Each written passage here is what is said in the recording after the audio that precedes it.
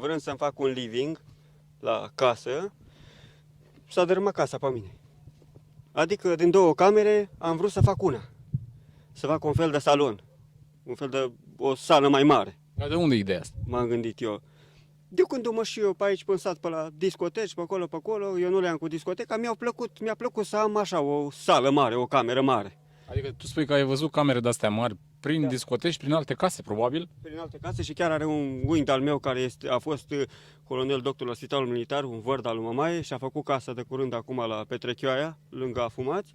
Și am văzut că avea o sufragerie mare, imensă, deci sufrageria lui este cam cât perimetrul ăsta, tot așa, cam cât unde a fost casa. Și atunci am zis că n-ar strica ce ar fi să-mi fac și eu din 2 camere să-mi fac una. Ți-a plăcut sistemul ăsta de living? Da, mi-a plăcut sistemul ăsta de living. Unde mă gândisem eu că zic, uite, aș putea să deschid chiar și o discotecă, să zic, Te-ai gândit și la asta? Ca o mică afacere? la o Sau mică afacere ca să scot și eu un ban. să-ți faci living prima dată, după care să faci un fel de discotecă? Da, un fel de discotecă. Cum o vedeai?